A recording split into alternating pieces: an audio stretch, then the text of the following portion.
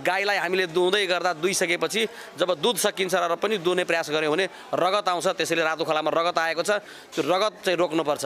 जुन पुरानो मेयर साहबको हिसाबमा चाहिँ उहाँले डबलै काम गरिसक्नु भएको छ। यहाँ पिच सडक भनेको छ, पिच सडकको मैले कतै नै अवधारणा देखिनँ। रातो नदी वास्तवमै अवैधानिक तरिकाले उत्खनन भइरहेको छ।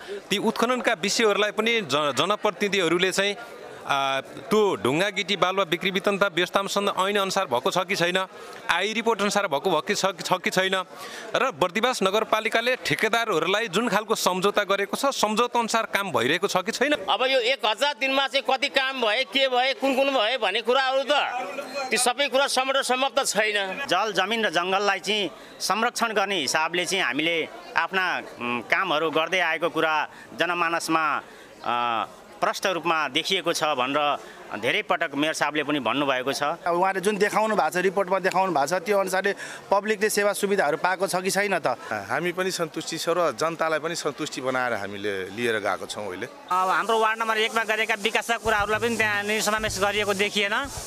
लगायतका विकासका त्रुटिहरूमा पनि धेरै कुराहरूलाई समावेश गर्न सक्नु भएको छैन।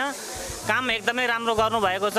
यो कार्यक्रम मलाई लाग्छ वडामा पनि गर्नुपर्ने आवश्यकता देखिन्छ। रेडक्रस भवनदेखि लिएर स्थापना गर्नको लागि रेडक्रसलाई चाहिने आवश्यक सामग्रीहरू सबै चाहिँ उपलब्ध गराएको र त्यसै गरी नजिकै रहेको सर्पदंश उपचार केन्द्रमा पनि उपचार फ्री गरेर त्यहाँ चाहिँ आवश्यक सामग्रीहरू गराएको र हामीलाई आवश्यक पर्ने इक्विपमेन्टहरू जस्तो अहिले भर्खरै पनि नगरपालिकाको तर्फबाट मेयर साहबको तर्फबाट चाहिँ रगत सङ्कलन केन्द्र को लागि चाहिँ रगत सङ्कलन भ्यान उपलब्ध गराउनु भएको छ।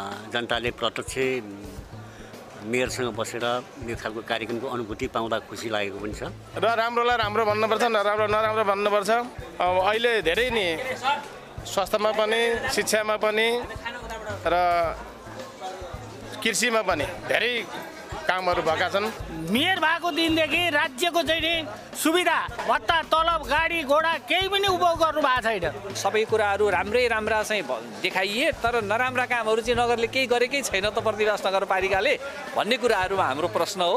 अहिलेको जनप्रतिनिधि चाहिँ अहिले कस्तो हुनुहुन्छ भने प्राय सबैजना चाहिँ मेयर सबै वडा अध्यक्षहरू प्राय सदस्यहरू चाहिँ प्राय लजाउन नबोल्ने, प्राय चाहिँ माइकमा जान नखोज्ने, अनि उद्घाटन काम मात्रै गर्ने, उद्घाटन पनि धेरै गरेर फेसबुकमा नहाल्ने।